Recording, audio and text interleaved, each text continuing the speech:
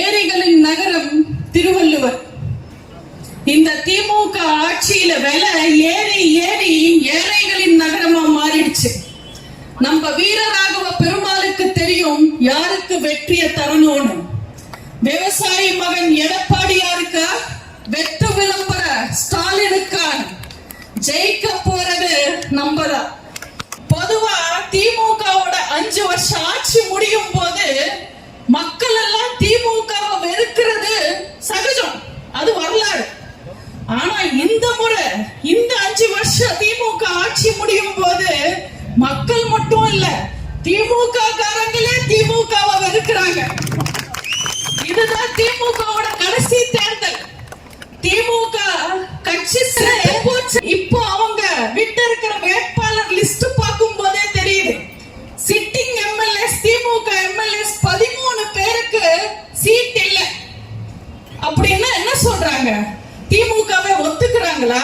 எங்க எம்எல்ஏங்கெல்லாம் வேலை செய்யல, எங்க எம்எல்ஏங்கெல்லாம் கொள்ளை அடிச்சாங்க, சரியில்லைன்னு திமுகவை ஒத்துக்கிறாங்களா? சரி, இது இப்படி இருக்கட்டும்.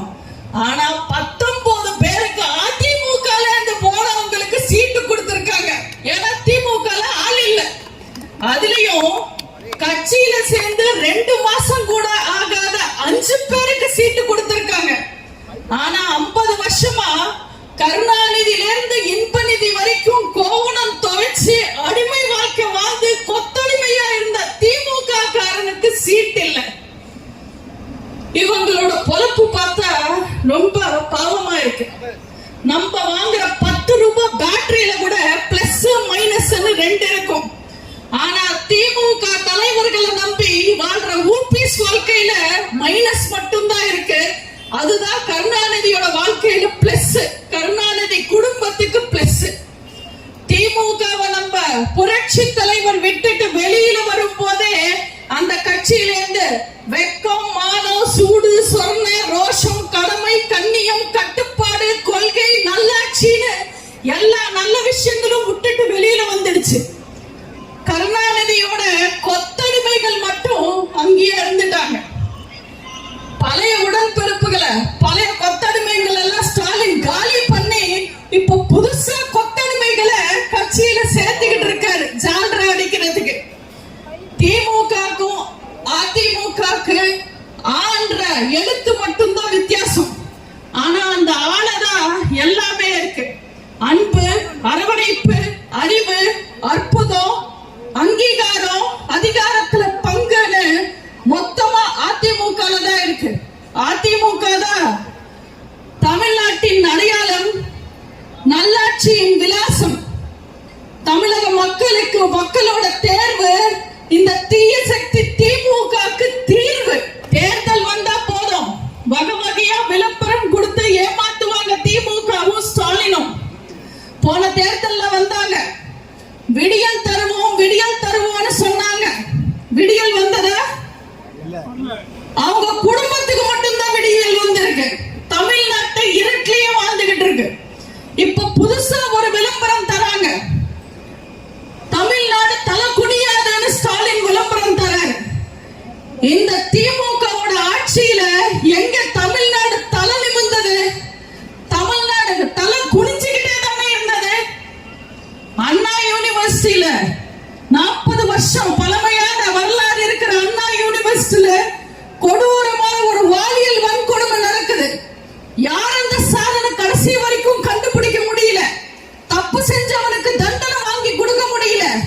இன்னும் 5 பொண்ணுங்க பாலியல் வன்கொடுமைக்கு ஆளாயிட்டாங்க. இதெல்லாம் பார்த்து தமிழ்நாடு தலை குனிஞ்சுக்கிட்டு தான் இருக்கு. சாப்பிட வழி இல்லாம, பசிக்கு சோறு இல்லைன்னாலும் ஒரு சொப்பு தண்ணி குடிச்சுக்கிட்டு வாழ்ற ஏழை மக்கள் வாழ்ற கிராமம் தான் வேங்கை வயல். அவங்க குடிக்கிற தண்ணியில அசிங்கத்தை கலந்தவங்க யாருன்னு கண்டுபிடிக்க முடியாத நிலைமையை பார்த்து தமிழ்நாடு இன்னும் கூட தலை குடிச்சுக்கிட்டு தான் இருக்கு. கள்ளச்சாராயம் குடிச்சு கள்ளக்குறிச்சியில 63 பேர் செத்தாங்க. மர்காணத்துல 17 பேர் செத்தாங்க. கள்ளச்சாராயத்தை தடுக்கிற துப்பு இல்லாம குடிச்சு செத்தவனுக்கு 10 லட்சம் கொடுத்து ராணுவத்துல செத்தவனுக்கு 3 லட்சம்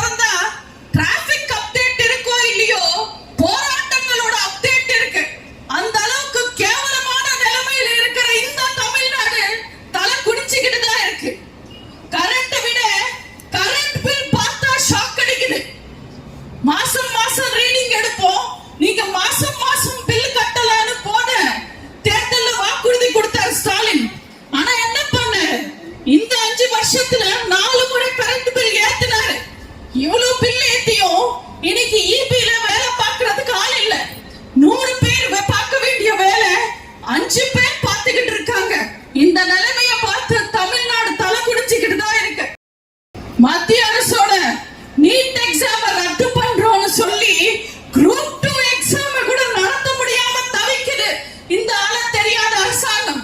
5 வருஷத்துல 2 முறை குரூப் 2 எக்ஸாம் ரத்து பண்ண ஒரே அரசாங்கம் இந்த ஆள தெரியாத அரசாங்கம். இந்த அரசு பார்த்து தமிழ்நாடு தலை குனிஞ்சுக்கிட்டு தான் இருக்கு. 10-12 வயசு பசங்க கஞ்சா போதையில சுத்துறாங்க. வட மாநிலத்துல இருந்து வந்து பொழப்ப தேடி வந்திருக்கிற மக்களை வெட்டுறாங்க, வீடியோ எடுக்கிறாங்க, ஷேர் போடுறாங்க. இதை தடுக்கிறதுக்கு துப்பில்லாத தமிழ்நாடு இன்னும் கூட தலை குனிஞ்சுக்கிட்டே இருக்கு. ஒரு எம்எல்ஏ கிட்னி விக்கிறான், ஒரு எம்எல்ஏ ரிப்போர்ட்டர் அடிக்கிறான், ஒரு எம்எல்ஏ பெண்கள் ஆபாசமா பேசுறான். இவங்க மேல ஆக்ஷன் எடுக்காத பொம்மை முதல்வரை பார்த்து தமிழ்நாடு தலை குனிஞ்சுக்கிட்டு தான் இருக்கு. தெருக்கு தெருக்கு தெரு தெருவா வாழ்க்கைக்கும் வருமானத்துக்கும் வேலைக்காகவும் மக்கள் போராடிக்கிட்டு இருக்காங்க. ஆனா இதெல்லாம் கண்டுக்காம, இதுக்கு எந்த நடவடிக்கையும் எடுக்காம ஸ்டாலின் சினிமா பார்த்து விமர்சனம் எழுதிக்கிட்டு இருக்காரு. இப்படிப்பட்ட கேவலமான முதல்வரை பார்த்து தமிழ்நாடு தலை குனிஞ்சுக்கிட்டு தான் இருக்கு. தமிழனும் தமிழ்நாடும் ஒரே ஒரு நிமிஷம் தலை நிமிர்ந்து யோசிச்சா இந்த ஆட்சி மட்டும் இல்ல திமுகவே காணாம போயிடும். ஃபர்ஸ்ட் காங்கிரஸ் 50 வருஷமா காணவில்லைன்ற போஸ்டர் ஒட்டி இருக்காங்க தமிழ்நாட்டுல காங்கிரஸ்க்கு. அந்த காங்கிரஸ நம்பி கூட்டணி கூட்டிட்டு வராங்க. ராமேஸ்வரம் மீனவர்கள், இலங்கை தமிழர்கள், இப்படி எங்க தமிழ்நாட்டு மக்கள் செத்தாலும் கவலைப்படாம கூட இருந்து வேடிக்கை பார்த்த காங்கிரஸ் கூட்டிட்டு வந்து தமிழ்நாட்டுல என்ன பிரயோஜனம் இருக்கு? நீங்க எல்லாம் பாஷா படம் பார்த்திருப்பீங்க. அந்த படத்துல நம்ம ரஜினி சார் தான் டான்ஸ் ஆடுவார், ஃபைட் பண்ணுவாரு, பஞ்ச் டைலாக் பேசுவாரு, எல்லாமே ரஜினி சார் தான் பண்ணுவாரு. ஆனா பக்கத்திலேயே ஒரு நாய் இருக்கும். அந்த நாய் எதுக்கு இருக்குன்னு கடைசி வரைக்கும் யாருக்கும் தெரியாது. அதே மாதிரிதான் திமுக கூட்டணியில காங்கிரஸ் எதுக்கு இருக்குன்னு திமுகவுக்கும் தெரியாது, காங்கிரஸ்க்கும் தெரியாது. அடுத்ததா விடுதலை சிறுத்தை நம்பர் 1 கொத்தடிமைங்க. பேர் மட்டும் விடுதலை சிறுத்தை, ஆனா அவங்கள மாதிரி சிறந்த அடிமைகளா யாருமே இருக்க முடியாது. வேங்கை வயல், மானாமதுரை, ராங்கநேரி, எங்க தலித் மக்கள் குடிச்சிட்டு செத்தாலும் அடிபட்டு செத்தாலும் நம்ம திரும்ப பிஜேபி கோல்டன் பீச்ல இருக்கிற பொம்மை மாதிரி குச்சி பிடிச்சுக்கிட்டு சைலண்டா இருக்கிற மாதிரியே நிப்பாரு. ஆனா ஈரான்ல போர் ஆரம்பிச்சாலோ உக்ரைன்ல குண்டு போட்டாலோ அப்படியே கொந்தளிச்சு எழுந்திருப்பாரு. அவர் ஒரு முரட்டு பீஸ்னா திமுக கூட்டணியில இன்னொரு முத்தி போன கேஸ் இருக்கு. அவர் தான் உலக நாயகன் கமல்ஹாசன். அவர் எதுக்காக கூட்டணியில இருக்காருன்னு யாருக்குமே தெரியாது. வாரிசு அரசியலை எதிர்த்து கருணாநிதி மகன் என்ற பேரை கெட்ட வார்த்தைன்னு சொல்லி டார்ச் லைட்ட வீசி டிவி எல்லாம் உடைச்சு கட்சி ஆரம்பிச்சாரு. கடைசியில இவர் வந்து திமுக கிட்ட சரண்டர் ஆவாருன்னு தெரிஞ்சா ஒரு டார்ச் லைட் ஒரு டிவியாவது மிச்சம் ஆயிருக்கும். இன்னைக்கு தமிழ்நாட்டுல 2.5 வயசு பொண்ணு திமுக கட்சிக்காரன் கெடுக்கிறான், ரிப்போர்ட்டரா அடிக்கிறான், கந்து வட்டிக்கு கொடுத்துட்டு அவங்க வீட்டுல போய் படுக்கிறான், மக்களுக்கு நல்லது பண்ணா தடுக்கிறா. அதெல்லாம் போய் ஸ்டாலின் கிட்ட கேள்வி கேட்கறதுக்கு துப்பு இல்ல கமல்ஹாசனுக்கு. ஈரான்ல போர் ஆரம்பிச்சதுக்கு ட்ரம்புக்கு லெட்டர் எழுதுறாரு. இவங்க எல்லாம் என்ன காமெடி பண்றாங்களா என்னன்னு தெரியல. இவருக்கு அப்புறம் மதிமுக மானம் கெட்ட திமுக வாரிசு அரசியலை எதிர்த்து கருணாநிதி வாரிச கொண்டு வரக்கூடாது, கொண்டு வரதை எதிர்த்து கட்சி ஆரம்பிச்சவர் வைகோ. ஆனா அவரோட மகனுக்காக ஒரு எம்பி சீட்டுக்காக மொத்த தொண்டர்களையும் காலி பண்ணிட்டாரு, பார்ட்டியை அடமானம் வச்சுட்டாரு, மொத்த தொண்டர்கள் முதுகலையும் குத்திட்டாரு. அடுத்ததா கம்யூனிஸ்ட். அவங்கள பார்த்தா, அவங்க நிலைமைய பார்த்தா எனக்கு நிஜமாவே ரொம்ப பாவமா இருக்கு. இதுக்கு முன்னாடி எல்லாம் தெரு முனையில கொண்டு வந்து உண்டியல வச்சு அவங்களோட செலவுக்கு பணத்தை கலெக்ட் பண்ணுவாங்க, சேகரிப்பாங்க. ஆனா இப்ப அந்த உண்டியல் கூட வைக்க முடியாத ஒரு நிலைமை. ஏன்னா உண்டியல் வச்சா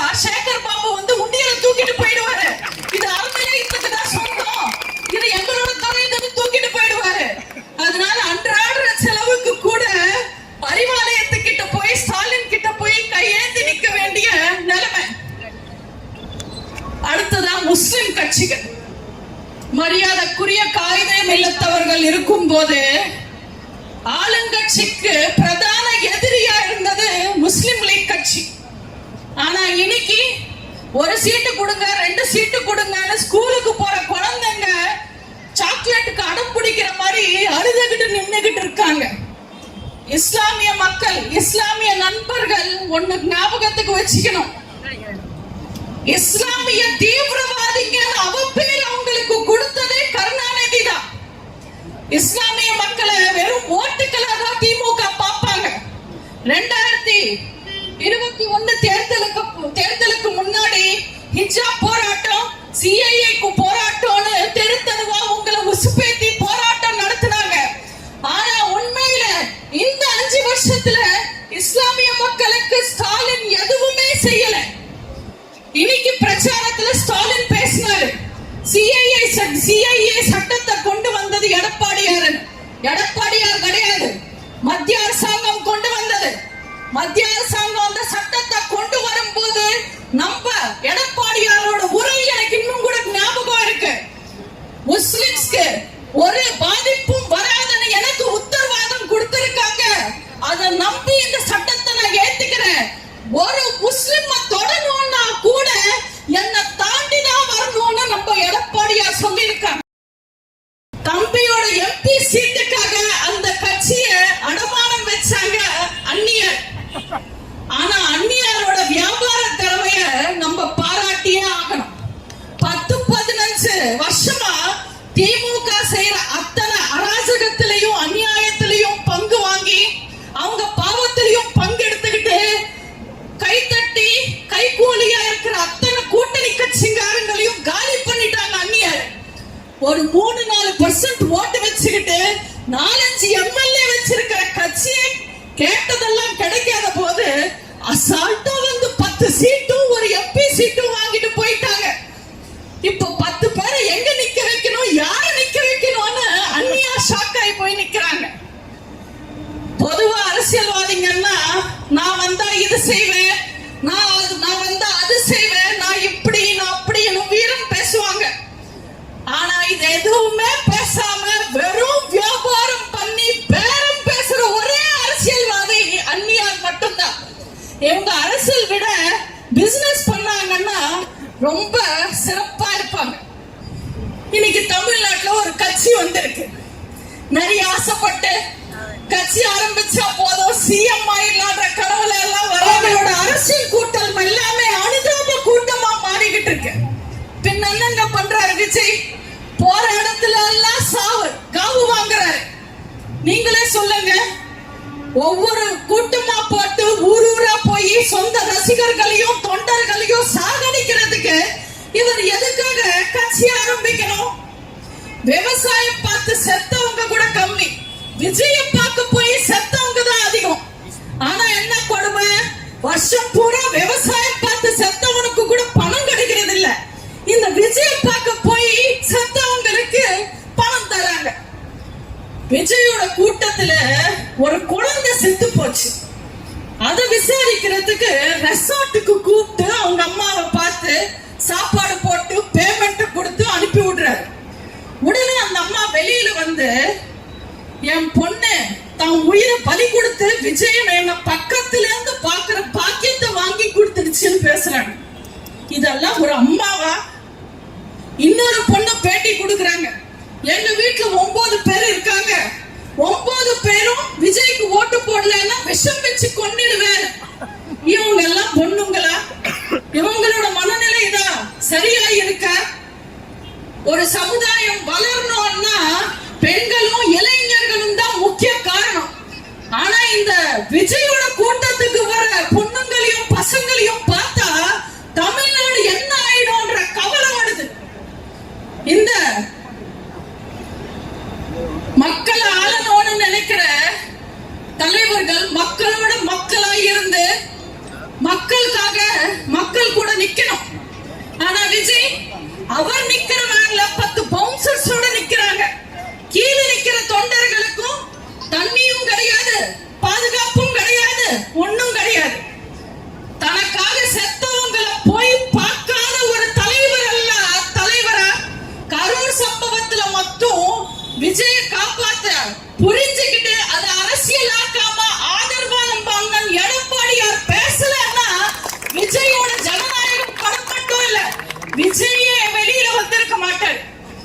வாப்பா வெளியில வா, மக்களை பாரு, மக்கள் கிட்ட பேசு, மக்களை சந்திச்சு பாருன்னு சொன்னா இவங்க எல்லாம் என்ன வெளியில வர சொல்றாங்க. நான்லாம் வரமாட்டேன்னு வீடியோ கால் அரசியல் பண்ணிக்கிட்டு இருக்கேன். என்ன வெளியில வர சொல்றாங்க, நான் வரமாட்டேன். ஆனா பாருங்க, வீட்டுக்கு ஒரு விஜய் வருவான், ஐடி கார்டோட வந்து பூத்துல நிப்பான்னு சொல்றாரு. அப்ப கடைசி வரைக்கும் விஜய் வர மாட்டாரு. வீட்டுக்கு விஜய் வர்றதெல்லாம் இருக்கட்டும், முதல்ல உங்க பொண்டாட்டி பிள்ளைங்க உங்களுக்கு ஓட்டு போடுவாங்களான்னு பாருங்க. இவங்க வாரிசு அரசியல் கூடாது, கூட்டணி இல்லாத ஆட்சி வேணும்னு வீரவசனம் பேசுற. வாரிசு அரசியல் இருக்க கூடாதுன்னு சொல்றதுக்கு விஜய் யாரு? வாரிசு முறை தவறுன்னு சொல்ற அறிவியல் விஜய்க்கு இருக்கா? விஜய யார் ஹீரோ ஆக்குனாங்க? அவங்க அப்பா. விஜயோட முதல் 4-5 படம் தயாரிச்சதும் இயக்குனரா இருந்ததும் அவங்க அப்பா. அவங்க அப்பா இல்லன்னா இன்னைக்கு விஜய் இல்ல. உங்க அப்பா மாமியார் முதுகுல சோப் போடுற